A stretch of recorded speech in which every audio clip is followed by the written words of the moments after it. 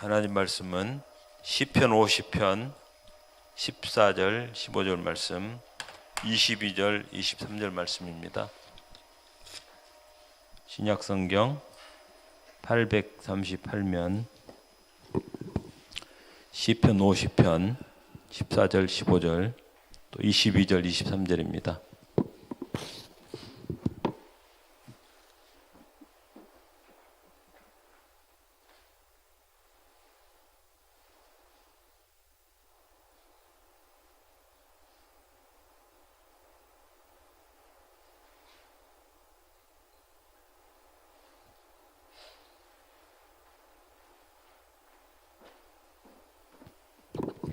제가 한 절, 여러분의 한 절 교독하겠습니다.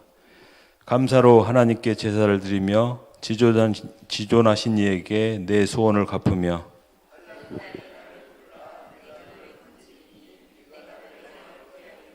하나님을 잃어버린 너희여 이제 이를 생각하라. 그렇지 아니하면 내가 너희를 찢으리니 건질 자 없으리라.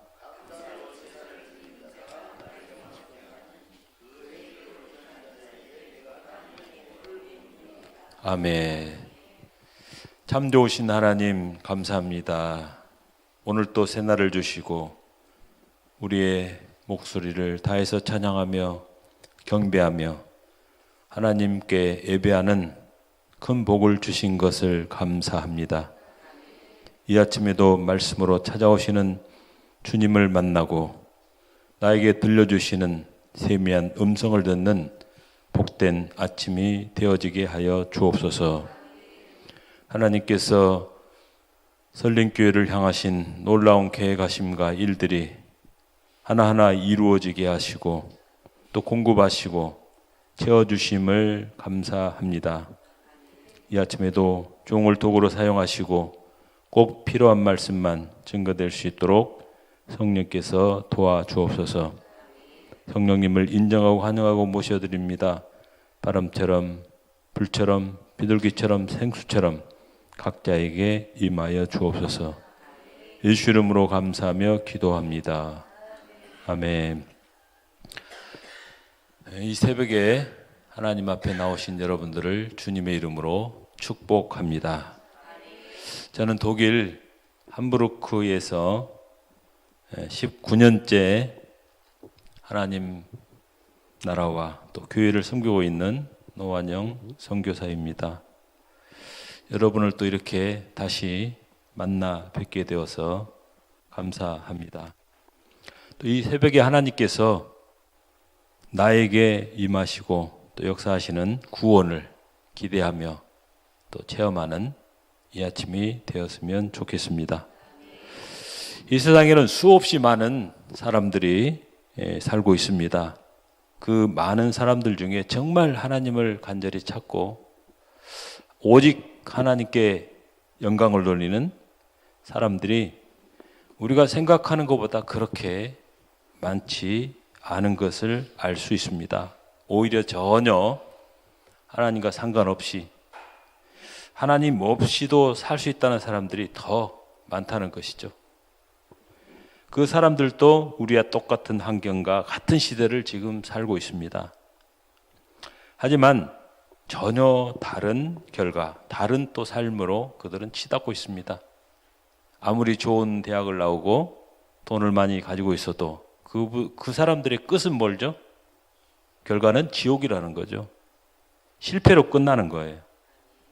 우리가 비록 가진 것이 없고 배움이 부족하고 연약한 것 같지만 가장 많은 복을 가지고 살고 있습니다. 그 은혜를 우리가 생각하면서 정말 자신감도 갖고 어깨도 펴시고 떳떳하게 사는 여러분 되시기를 주님의 이름으로 축복합니다. 오늘은 하나님께서 원하시는 삶을 사는 사람들이 주시는 특별한 은혜에 대해서 하나님의 말씀을 함께 듣겠습니다. 먼저 하나님께서 감사의 예배를 통해서 영화롭게 되신다는 말씀입니다. 사람을 지으신 목적이 뭐라고 그랬죠? 나의 찬송을 부르게 하려 함이라. 하나님께 영광을 돌리는 삶을 살도록 하나님이 사람을 창조하셨다는 것이죠. 그래서 여러분을 통해서 하나님이 영화롭게 되고 영광을 받으십니다. 하나님께 영광을 돌리는 일은 무슨 일이 가장 하나님께 영광을 돌리는 일일까요? 오늘 본문에 나와 있죠. 감사의 제사를 드릴 때. 오늘날은 예배죠. 감사하는 예배를 드릴 때 하나님이 영화롭게 됩니다. 영광을 받으십니다. 마음속에 씩씩거리면서 화가 가득 차가지고 하나님 예배하는 것을 하나님이 기뻐하지 않으셔요. 정말 기쁜 마음으로 춤을 추며 찬양하며 예배하는 그 예배를 하나님이 받으십니다. 50편 14절에 감사로 하나님께 제사를 드리며 23절에도 감사로 제사를 드리는 자가 나를 영화롭게 하나니, 이 말씀은 하나님께서 그의 택한 자녀들에게 무엇을 요구하는지를 정확하게 보여주고 계십니다. 여러분, 하나님께서 믿음의 사람들에게 감사의 제사를 요구하십니다. 감사 예배를 원하십니다. 구약 레위기에 보면은 하나님이 11장에 다 14절 45절에 내가 거룩하니 너희도 거룩할지어다. 할렐루야. 그러니까 두 절에 계속 반복해서 이야기를 했어요.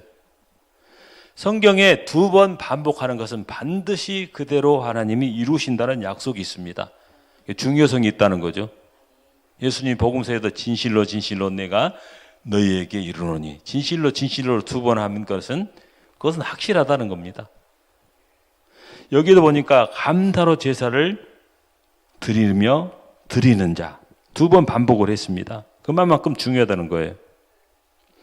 그러므로 우리가 모든 상황과 일에서 감사할 것이 무엇인가를 찾아서 마땅히 하나님께 감사를 해야 합니다. 우리가 감사할 때 또 다른 감사의 조건과 일들을 우리 삶 속에, 신앙 가운데 하나님이 넘치게 주신다는 것이죠. 영국에 유명한 부흥 강사가 있죠. 스펄전 목사님. 이 스펄전 목사님이 설교 때 이런 이야기를 했어요. 하나님은 내가 반딧불에 감사를 하면은 무슨 불을 주실 거예요? 촛불을 주시고, 촛불에 감사하면 전깃불을 주시고, 전깃불에 감사하면 아침에 태양빛을 주신다. 이런 설교를 했습니다. 한번 묻겠습니다. 햇빛에 감사하면 하나님이 우리에게 어떤 빛을 주실까요? 생각나는 대로 이야기해 보세요. 무슨 빛을 주셔요?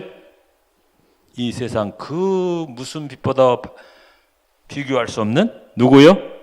예수 그리스도. 할렐루야. 사울이 다메섹으로 사람들을 잡으러 가다가 종호의 그 밝은 빛보다 더 강한 주님의 빛이 왔을 때 어떻게 했어요? 말에서 떨어져서 눈이 어두워져 버렸습니다. 그 빛, 예수 그리스도. 할렐루야. 예수님이 오심으로 이 세상의 모든 어두움을 밝히셨습니다. 가는 곳마다 질병이 치료받고 문제가 해결되고 귀신이 떠나가고 죽은 사람도 3번씩이나 살려내시고, 예수님의 빛을 가로막을 자가 없습니다. 여러분, 지금 내가 당면하고 있는 현실에서 감사의 제목을 찾아서 한번 노트에 기록하는 습관을 가지십시오. 그러면 여러분의 인생이 달라지고 또 하나님이 여러분 삶 속에 역사하십니다.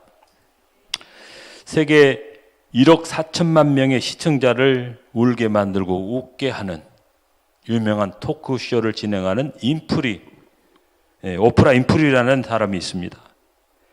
그 사람 이야기를 좀 하려고 하는데요. 오프라 인프리는 어린 시절에 누구보다도 비참한 삶을 살았다고 했습니다. 지독하게 가난한 미혼모에게 태어났고요. 아버지를 몰라요. 그리고 어머니의 품에서 자란 게 아니고 할머니 손에서 맡겨져 자랐습니다. 뿐만 아니라 그곳에서 삼촌에게 성폭행을 당했는데 14살 때 출산을 합니다. 자신도 엄마같이 미혼모가 된 거죠. 미혼모가. 근데 아이는 태어난 지 2주 만에 죽어버려요. 그 충격으로 집을 뛰쳐나와서 마약을 복용하고 하루하루를 지옥처럼 삽니다. 삶에 대한 의욕이 떨어지고 몸무게도 이제 107kg로 늘어났습니다. 근데 그 사람이 놀랍게도 토크쇼로 다른 사람을 살려내고 또 희망을 주는 그런 존재가 되었다는 거죠. 토크쇼의 여왕, 영화 배우, 자산 6억 달러의 부자로 미국인이 가장 존경하는 이제 사람이라고 합니다. 인기, 존경, 돈까지도 갖고 있는 여성이 되죠. 정말 추락하는 나락 속에 빠져 있었던 한 여자를 그런 사람으로 만든 비결이 무엇일까요? 그 비결은 바로 감사일기였다고 합니다. 세상에서 가장 바쁜 사람 중에 한 사람인 그 사람이 하루도 빠지지 않고 매일 저녁 감사일기를 씁니다. 근데 그 내용도 거창한 화려한 내용이 아니라 지극히 일상적인 내용이에요. 예를 든다면 오늘 또 눈 거뜬하게 잠자리에서 일어날 수 있게 해주셔서 감사합니다. 간밤에 주무셨는데 또 일어나지 못하고 가시는 분도 있잖아요. 근데 다시 일어나게 생명을 주신 그 하나님, 그 하나님을 은혜에 감사를 했다는 거죠. 그리고 또 유난히 눈부시고 파란 하늘을 보게 해주셔서 감사합니다. 그러니까 지난 5일 날 비행기를 타고 김포 국제공항 상공이 딱 비행기에서 밖을 보니까 엄청나게 안개가 가득 찼어요. 그래서 착륙하자마자 카톡으로 안개가 너무 많이 꼈다고 했더니 딸이 바로 답장이 왔어요. 아빠 그게 안개가 아니고 미세먼지예요, 미세먼지. 진짜 가득 찼더라고요. 그래서 이틀 동안 서울하고 이제 용인을 왔다 갔다 하는데 마스크를 또 착용하라고 해서 마스크를 착용하는데 마스크를 착용하고 안 살다가 하려고 하니까 너무 답답한 거예요. 안경을 쓰니까 또 김도 셔려가지고 보기도 힘들고. 그러니까 근데 그 다음 이제 이틀 지나고 나니까 수요일 목요일날 또 밝은 날씨가 되고 미세먼지가 좀 줄어들어서 그날 저녁에 저도 감사일기를 지금 2년째 쓰고 있는데 하나님 미세먼지가 없게 해주셔서 감사합니다. 그렇게 이제 썼습니다. 그리고 점심 때 맛있는 스파게티를 주셔서 맛있게 먹었습니다. 감사합니다. 이런 이제 내용으로 감사일기를 썼어요. 지극히 평범한 일상 속에서 감사의 내용을 이제 찾아서 기록으로 남겼습니다. 그렇게 감사일기를 쓰면서 오프라 윈프리는 두 가지를 깨달았다고 합니다. 한 가지는 인생에서 소중한 것이 무엇인지를 알았다고 합니다. 그리고 또 다른 한 가지는 삶의 초점을 어디에 맞추고 살아야 하는지도 그 사람은 알게 되었다고 고백합니다. 정말 소중한 것이 무엇일까? 감사할 조건들이 어떤 상황 속에서도 반드시 있다는 사실입니다. 할렐루야. 더 나쁘지 않고 내가 존재하는 것이 소중하다. 자, 현대인들의 문제는 미래를 너무 염려하고 걱정하고 불안해서 문제입니다. 병이 생겨요. 너무 걱정하면은. 그래서 어떻게 살아야 될까요? Here and now. 지금 이곳에서의 삶이 중요합니다. 미래도 그렇고 지나간 것을 붙잡지 마시고 지금 현재 내가 하나님을 위해서 우리 가족을 위해서 사람 돼서 뭘 할 것인가. 하루하루를 하나님과 함께 살아가는 결단이 필요하다는 것입니다. 이제 한국에 왔다 간 지가 2년이 좀 지나가는데 그래서 6일 날은 저희 작은 아버님 댁에 잠깐 인사를 드리러 갔습니다. 그랬더니 두 분이 예전에 보던 모습이 아니었습니다. 근데 작은 어머니 같은 경우는 작년 가을에 이스라엘 성지순례 가려고 여의도교회 다니시는데 신청을 했대요. 근데 한 가지 걱정이 생겼어요. 남편을 혼자 지내게 하고 가야 되느냐 말아야 되느냐 고민했다는 거죠. 두렵고 막 마음이 이상해가지고 고민을 했는데 그게 우울증으로 들어가 버렸어요. 여러분, 우리 마음이 우울하고 두렵고 불안한 것은 하나님 주시는 마음이 아닙니다. 작년에 성경을 4번이나 읽으셨대요. 근데 그렇게 걱정하고 두려워하고 염려하는 가운데 사단이 싹 들어와가지고 우울증으로 바뀌어버린 겁니다. 또 우울증 약을 먹으면 얼마나 그 부작용이 심합니까? 손에 힘도 쭉 빠져버리고 또 졸리고 낮에 자면 또 밤에 또 잠을 못 자요. 그래서 제가 작은 어머니 붙들고 우울증을 이기는 방법을 가르쳐 드렸어요. 작은 어머님, 말씀을 채우십시오. 찬양을 하십시오. 그러니까 우리 마음에 이제 불안과 염려와 걱정을 쫓아내야 된다는 거죠. 오늘 또 목사님 나오셔서 한 30분 찬양하셨죠? 그죠?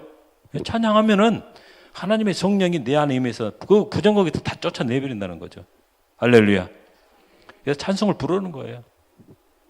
말씀도 읽고 안 되면은 듣는 성경 있잖아요. 앱에 핸드폰에 앱을 깔아가지고 듣는 성경 앱을 깔아가지고 들으라는 거죠. 눈도 잘 안 보이면은요. 반복해서 계속 이제 듣는 거죠. 그러면 내 안에 뭐가 들어와요? 하나님 말씀이 채워져서 다 떠나가게 된다는 거죠. 악한 것들이. 그리고 불안한 마음이 생기고 힘들면은 찬양을 하십시오. 그때 생각나는 구절, 그 찬양 찾아가지고 10번이고 20번이고 30번이고 그 마음이 사라질 때까지. 그러면 이제 정상적으로 됩니다. 할렐루야. 하나님 우리에게 놀라운 것들을 그렇게 이길 수 있는 방법들을 다 주셨다는 것입니다. 하루하루 감사하며 사시기를 주님의 이름으로 축복합니다. 예수 믿는 사람들은 하나님의 그 역사를 위해서 여러분들을 부르셨어요. 그걸 하나님 구속사라고 합니다. 하나님이 예정하신 일을 위해서 살아가도록 저와 여러분을 부르셨다는 거죠. 하나님 나라에 들어와서 살고 있습니다. 그러므로 사람과의 관계, 특히 가족과 부부 간의 갈등도 뭐를 위해서 참아야 돼요? 하나님의 그 구속 역사를 위해서. 할렐루야. 상대가 어떻든 중요한 것은 내가 지금 하나님의 역사를 위해서 부름받고 그 자리에 있기 때문입니다. 사람 때문에 혹시 힘들어하는 분이 계시나요? 하나님의 구속사를 위해서 하나님이 나를 훈련시키려고 그 사람을 나에게 붙여주셨어요. 그냥 나를 미워하는 게 아니에요. 너 지금 네가 내려놓지 않는 걸 내려놓아라.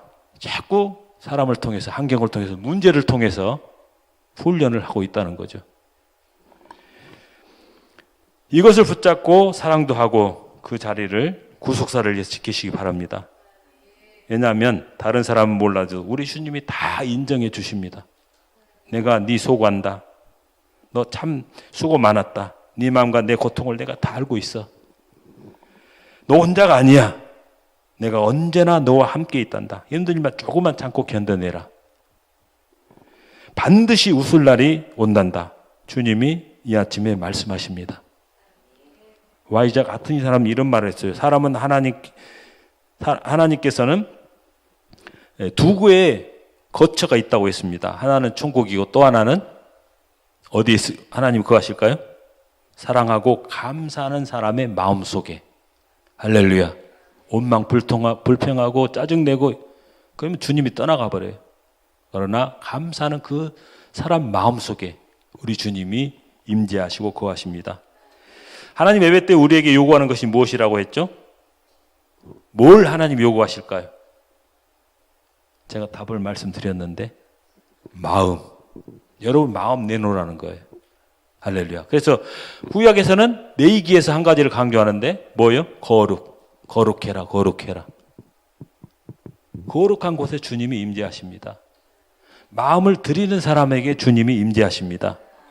할렐루야.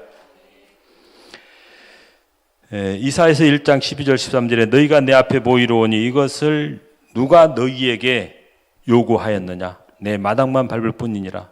헛된 재물을 다시 가져오지 말라. 분향은 내가 가증 여기는 바요. 올삭간식일까? 대로 모이는 것도 그러하니 성의와 아울러 악을 행하는 것을 내가 견디지 못하겠노라.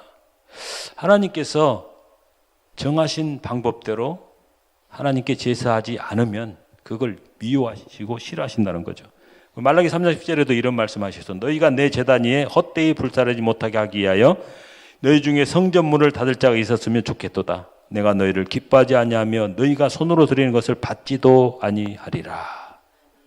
얼마나 이스라엘 백성들이 눈멀고 병들고 쓸모없는 것을 제물로 가져왔던지 이제 그건 거들떠 보지도 않고 기도해도 듣지도 않는다는 거죠.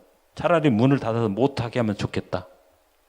우리 예배 속에 감사가 없으면, 우리 마음이 하나님께 드려지지 않냐면 하나님이 그렇게 하신다는 것을 말씀해 주고 있습니다. 감사에 대한 감동적인 탈무드의 글을 하나 소개하는데요. 이 세상 최초의 인간은 빵 하나를 만들어 먹기 위해서 얼마나 많은 일을 했을까요?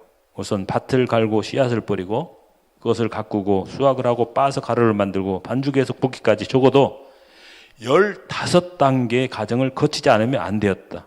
그러나 지금은 돈만 내면 빵집에서 만들어 놓은 빵을 마음대로 사 먹을 수 있다. 옛날에는 한 사람이 해야 할 15단계 일을 여러 사람이 나눠 해주기 때문에 그렇다. 그러므로 빵을 먹을 때에는 많은 사람들에게 감사하는 마음을 잊어서는 안 된다. 맞는 말이죠. 또 이 세상 최초 인간은 자기 몸에 거칠 옷 하나를 만들기 위해서 얼마나 많은 수고를 했을까. 들에 가서 양을 잡아서 집에서 키워야 됐고 털을 깎고 그 털로 실을 만들고 옷감을 짜야 하고 그것을 다시 꿰매어 입기까지는 상당한 수고를 해야 했다. 그러나 지금은 돈만 내면 양복점, 양장점, 또 기성복 가게에 가면은 내 마음에 드는 옷을 즉시 사서 입을 수가 있다. 옛날에는 혼자 해야 했던 많은 일을 여러 사람이 나누어 해주기 때문에 가능하다. 그러므로 옷을 입을 때에도 많은 사람에게 감사하는 마음을 잊어서는 안 된다. 참 이스라엘 사람이 지혜로운 것 같아요. 신발도 마찬가지죠. 그렇습니다. 지금 우리들이 누리고 있는 모든 것들은 분명히 누군가의 수고와 노력의 결과라는 것이죠. 그것을 생각하면 감사하지 않을 일이 그렇게 많지 않다는 뜻입니다. 근데 우리들은 감사보다는 뭘 먼저 해요? 불평하고 화를 내고 짜증내고 원망하고 남에게 탓을 돌리려고 합니다. 왜 그럴까요? 우리의 마음이 썩어 있어서 노력하지 않으면 거기에 휘둘리고 끌려다닌다는 거죠. 분명히 하나님의 뜻이 있습니다. 무슨 사정이 있을 것이라고 상대방의 입장을 생각하고 기도하며 감사하는 여러분 되시기를 주님의 이름으로 축복합니다. 하나님 대사전서 5장 18절에 범사에 감사하라. 할렐루야. 정말 짜증나는 일인데 어떻게 감사할 수 있어요? 어떻게 하면 감사할 수 있을까요? 주님이 우리를 사랑하셨던 사랑을 생각하면 감사할 수 있습니다. 예수님을 생각하면 감사할 수 있어요. 할렐루야. 하나님이 그의 자녀들이 원하시는 뜻이 바로 감사입니다. 지금 내 마음속에 불평과 원망이 있다면 회개하시고 모든 일에 감사를 주게 되시기를 주님의 이름으로 축복합니다. 감사는 하나님 믿는 사람이 주신 공격 무기 중에 하나입니다. 감사하면 안 될 일이 없어요. 그래서 어떤 상황에도 감사하셔서 마귀 사탄을 이기고 하나님의 역사를 체험하며 증거할 수 있기를 바랍니다. 다음은 잃어버리는 하나님을 찾으라고 말합니다. 22절에 보면 하나님을 잃어버린 너희여 이제 이를 생각하라. 창조된 세상에서 하와 아담의 범죄 이후로는 사람들은 계속 하나님을 대적하고 하나님을 떠나는 선택을 하고 있습니다. 오늘날 교회 성도들이 하나님으로부터 멀어지고 있어요. 어제도 홍성순 목사님하고 차를 타고 가면서 대화를 나눴습니다. 요즘에 교회 안에 성도들이 교회를 잘 못 나오신대요. 세상 은퇴를 하신 분도 일을 나가고 청년들도 일 때문에 교회를 못 나오고 심각합니다. 하나님 복받는 그런 방법을 주셨는데 시대와 환경에 묶여서 지금 끌려가고 있다는 거죠. 다른 것에 치우쳐 정말 중요한 하나님을 잃어버리는 삶을 이 시대 사람들이 살고 있습니다. 시편 기자는 그것을 생각하라고 지금 말하는 거죠. 그렇게 하지 않으면 하나님께서 그 사람을 찢으신다는 겁니다. 어떤 환경 속에서도 예배 중심, 교회 중심, 말씀 중심으로 분별하고 그 자리를 지키시기를 주님의 이름으로 부탁을 드립니다. 하나님이 손을 대시고 하나님이 찢으시면 어느 누구도 막을 수가 없어요. 그걸 인류 역사가 우리에게 보여주고 교훈하고 있습니다. 그럼에도 불구하고 인류와 사람들은 하나님을 대적하고 하나님부터 멀어지는 일들을 계속 자행하고 있습니다. 참으로 안타깝고 불행한 일들이 지금도 계속되고 있어요. 시편 50편 5절에 나의 성도들을 내 앞에 모으라. 그들은 제사로 나와 언약한 이들이니라 하시도다. 하나님이 택한 사람은 예배에 나와야 한다는 말씀이에요. 하나님 곁에 나와야 돼요. 왜? 언약을 했기 때문에. 하나님께 나오기를 힘쓰고 주변에 택한 성도들을 열심히 끌고 나오는 여러분 되시기 바랍니다. 제가 또 이 교회에 와서 하나님 이 교회를 정말 사랑하시는구나. 뭐 때문에 그걸 제가 깨달았을까요? 뭘 보고 깨달았을까요? 이 교회의 표어가 또 마음에 듭니다. 강권하여 내 집을 채우라. 할렐루야. 그게 주님의 마음이거든요. 떠나간 사람들 불러다 놓으라는 거예요. 끌어오라는 거예요. 억지로라도 내가 역사할 테니까. 내가 책임질 테니까 세상 사람들을 끌어와라. 할렐루야. 우리 변인수 목사님을 제가 존경하고 사랑하고 어려울 때 두 번씩이나 오셔서 말씀으로 성도들에게 희망을 주고 또 살려내는 놀라운 은혜를 전해 주셨습니다. 오셨으면 좀 저하고 좀 그 지역에 관광국 좀 하자고 하면 관광도 안 하셔. 숙소에 데려다 달라고 기도해야 된다고. 다음에 오시면 꼭 관광 좀 하십시오. 그렇게 우리 변인수 목사님이 신실하신 거예요. 하나님 말씀을 전하고 사람을 살리는 일에 신학교에 가서 남아공 가고 말라이 가고 사실 그곳에는요 너무 힘들어요. 비행기 타는 것도 힘들 만한 그 삶의 자체가 먹고 마시는 것도 힘들다니까요. 아프리카 지역이. 근데 서명을 가지고 목숨을 걸고 가신을 보고 감동을 합니다. 이 시대에 이런 우리 목사님과 설림교회 같은 교회들이 있어서 우리 한국에는 희망이 있습니다. 좋은 목사님을 만나고 좋은 교회를 통해서 하나님을 섬기는 것을 여러분 감사하시기 바랍니다. 왜 이렇게 힘들게 목사님이 우리에게 선교하자고 그런다고 불평하지 마시고 선교한다고 하시면 푹팍 밀어주시고 함께 가시고 그리고 여러분이 함께 가야 돼요. 할렐루야. 그 현장을 보면은요 우리가 얼마나 행복하고 복된 삶을 살고 있는 것을 저절로 느끼게 되고 야 우리가 이렇게 큰 복을 받았구나. 한번 가면 알 수 있습니다. 할렐루야.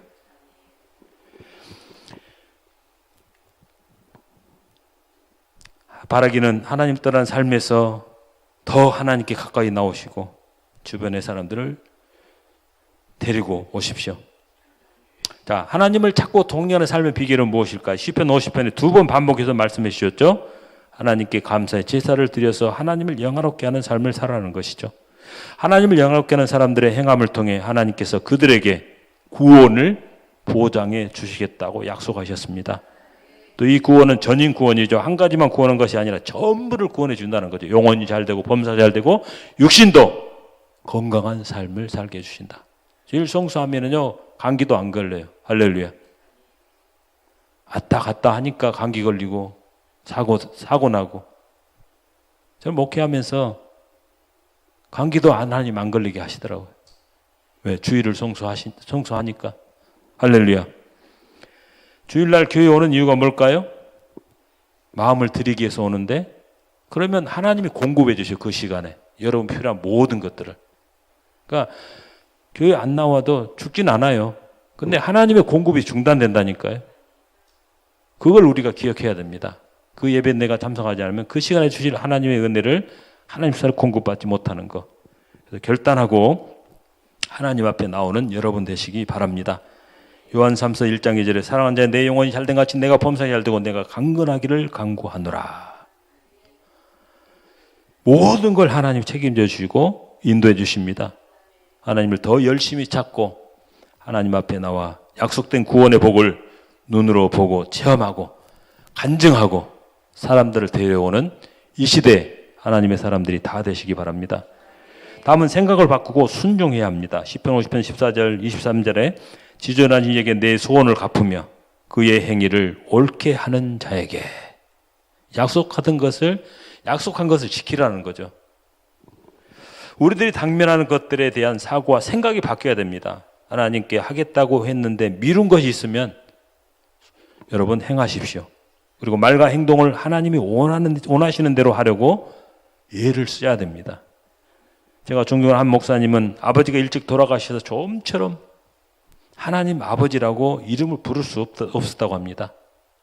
아버지라는 단어만 딱 떠오르면 가슴이 막 답답해지고 하가 치밀어 올랐다고 했어요.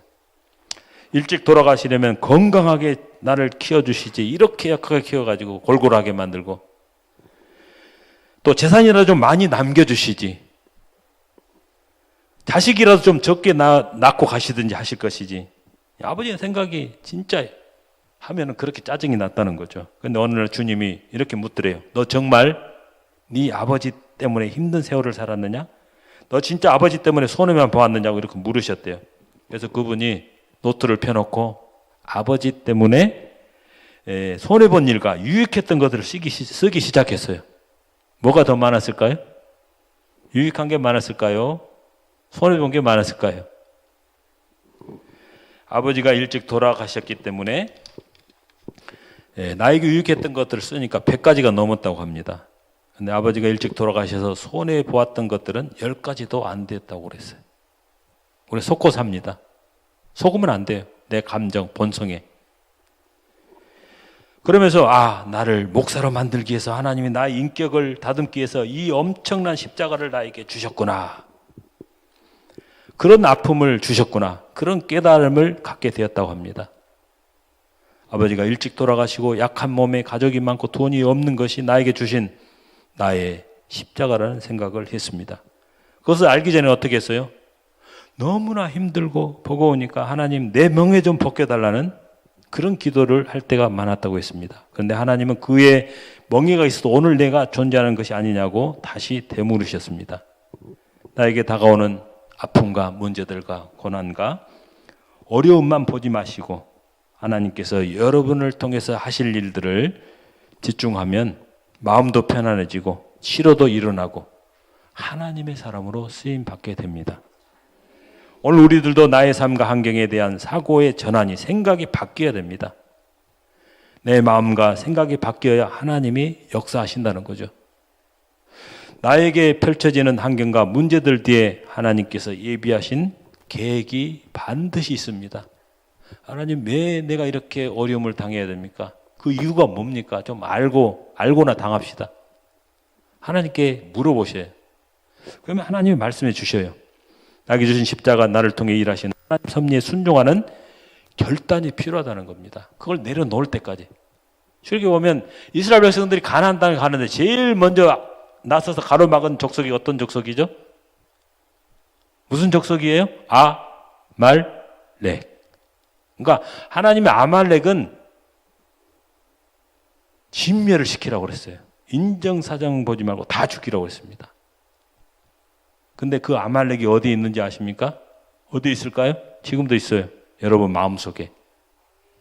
하나님이 원하는 것을 다 대사건건 나서서 막는 겁니다. 불평하게 하고 원망하게 하고 미워하게 만들고 질투하게 만들고 사랑 못하게 하고 하나님 일 못하게 하고. 근데 그 아말렉을 죽이는 작업을 교회에 와서 말씀으로 기도로 성령 충만해서 죽여야 돼요. 할렐루야. 그게 안 죽으면 하나님이 여러분 안에 거할 수가 없어요. 역사할 수가 없습니다. 신앙생활은 그 아말렉 죽이는 거예요. 싹을 없애야 돼요. 그게 올라오면 계속 하나님부터 멀어지고 고난이 강야가 계속 이루어지게 됩니다. 영국의 한 시인이 지은 시를 소개하는데 어떤 사람은 가는 길에 조그만 장애물만 있어도 사람을 원망하고 하나님을 원망한다. 또 어떤 사람은 어두운 길에 한 줄기 빛만 비춰도 하나님께 감사하고 기도한다. 좋은 집과 좋은 음식을 먹으면서도 인생이 괴롭고 기쁜 일은 하나도 없다고 말하는 사람이 있는데 비좁은 집과 겨우 끼니를 해결하면서도 하나님 은혜에 진심으로 감사하는 사람이 있다. 여러분은 어느 쪽입니까? 한번 생각을 해봐야 돼요. 여러분, 불평은 아무리 좋은 상황에서도 할 수 있는 너무나 쉽게 우리가 합니다. 불평 대신 조그마한 것에도 감사할 수 있는 여러분 되시기를 주님의 이름으로 축복합니다. 감사는 불평보다 어렵지만 역시 아무리 나쁜 상황 속에서도 할 수 있는 일입니다. 감사는 주어진 환경이 아닌 우리 마음가짐에 달려 있습니다. 감사에 필요한 주변 환경보다 감사할 수 있는 마음을 여러분 만드시기 바랍니다. 독일 이민교회에서 18년이 이제 목회를 하면서 참 어려운 일도 많았지만 그 상황 속에서도 버텨내고 지금까지 올 수 있었던 것은 바로 하나님을 신뢰하고 하나님 하실 것이라는 믿음을 가지고 있었기 때문에 가능합니다. 할렐루야. 어떤 상황도 우리가 견디지 못할 상황이 있을까요? 없을까요? 없다고 하나님 말씀하셨어요. 반드시 하나님만 의지하고 하나님 바라보면 해결할 길이 있습니다. 주님 바라보면 사는 거예요. 할렐루야. 그래서 주님만 바라보고 말씀을 붙들고 믿음으로 나가시기를 주님의 이름으로 축복합니다. 마지막으로 작정하고 부르짖어 기도하라고 했습니다. 하나님 나를 부르라. 내가 너를 건지리니 네가 나를 영화롭게 하리로다. 할렐루야. 자, 여기서 환난 날은 힘들고 어려운 때를 말합니다. 내가 감당이 어려운 일이나 문제가 생길 때는 하나님을 부르짖으라는 거죠. 하나님을 찾아 나오라는 거예요. 자, 이스라엘 백성이 출애굽을 시켰는데 어디로 인도했습니까? 가나안으로 바로 들어가지 않고 광야로 인도했습니다. 광야는 사람이 살 수 있는 조건이 있습니까? 없습니까? 없어요. 이렇게 쉽게 마실 수 있는 물도 없다니까요, 광야는. 그러니까 누구를 보면 살아요, 광야에서? 공급자 대신 하나님만 쳐다보면 사는 겁니다. 만나 내려주시고 고기 먹여주시고 이불 옷도 주시고 다 책임져 주셨어요. 우리가 지금 어떤 세상을 살고 있습니까? 광야 같은 세상. 어디에 가도 만족함을 주지 말고 가람을 채워주지 못하는 세상.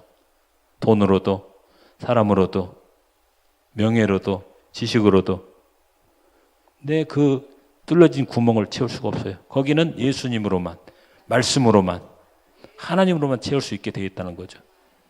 그래서 어려움이 오면은 야, 너 그거 다른 거 보는 데서 나 좀 봐. 내가 문제 해결해 줄게.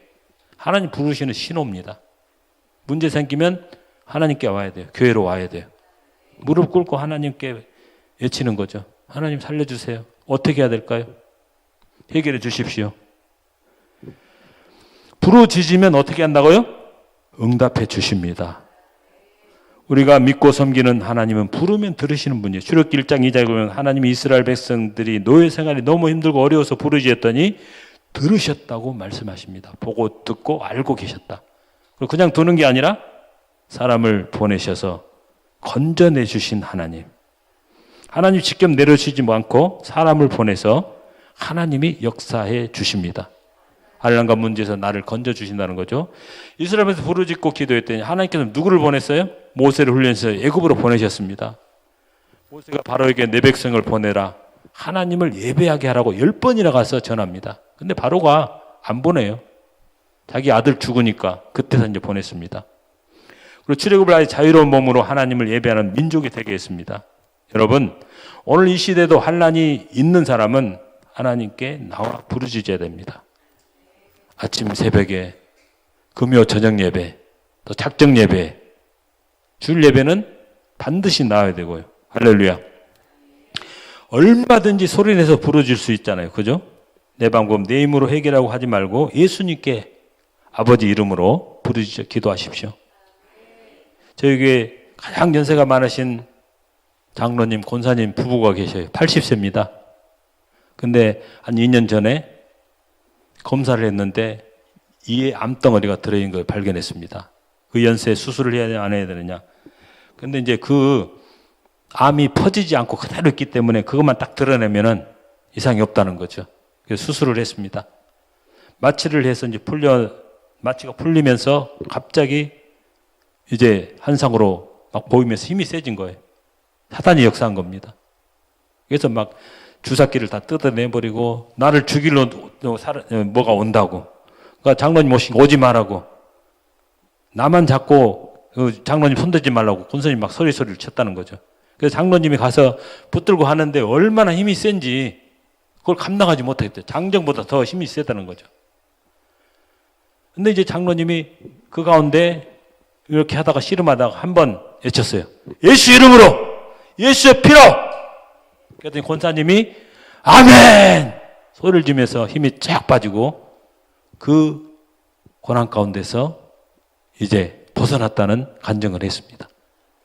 장로님 그동안 신앙생활을 열심히 했는데도 불구하고 그런 체험을 하지 못했는데 그 사건을 통해서 예수 이름으로 부르짖었더니 역사하셔가지고 그분들이 1년이 지나고도 2년째 건강하게 살고 계십니다. 그러니까 부르짖으면 환난 가운데 위기 가운데 우리가 평소에 못하던 예수 이름, 예수 피로 하면은 사탄이 떠나가고 우리의 모든 문제가 해결될 수 있도록 주님이 역사하심을 여러분에게 간증을 합니다.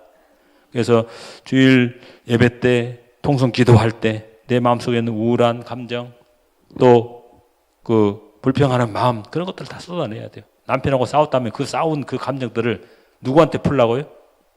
하나님 앞에 풀어야 돼요. 사람한테 하면 뭐 어떻게 될까요? 죄를 짓는 거예요. 하나님 앞에 하는 것은 기도가 됩니다.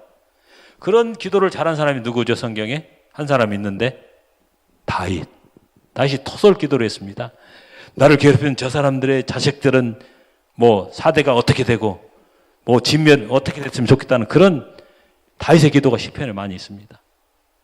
하나님께 계속 교제를 하는 겁니다. 그러니까 성경 인물 중에 하나님의 마음에 가장 합한 사람이 누구라고요? 다윗이었습니다. 근데 여러분이 그런 다윗과 같은 사람이 되라는 거죠. 그런 사람을 하나님이 기뻐하시고 축복하십니다. 할렐루야. 하나님 구속사를 위해서 나를 훈련하고 사용하시기 위해서 하나님이 내가 내려놓지 않는 것들을 내려놓으라고 훈련대장과 환경을 내 앞에 붙이신 것입니다. 그래서 정말 작정하고 부르짖어 기도해서 하나님을 응답받고 하나님 쓰임받는 여러분 되시기 바랍니다. 기도하겠습니다. 하나님을 만나고 예배할 수 있는 사람으로 나를 택하시고 불러주신 아버지 하나님 감사합니다. 주님이 내 마음의 거처를 잡는 성전으로 나를 내어드리기를 원합니다. 하나님과 멀어진 모든 곳에서 다시 하나님께로 돌아서게 하옵소서. 내 주변의 가족 중에 하나님부터 멀어져 있는 그 사람들을 강권하여 하나님 앞에 나오게 하는 도구로 저희들을 사용하여 주옵소서. 부르짖는 기도를 들으시고 응답해 주시는 주님을 바라보고 기대합니다. 역사해 주시고 오늘 한 해도 하나님을 영화롭게 하며 영광 돌리는 삶을 살게 하옵소서. 예수님 이름으로 기도합니다. 아멘.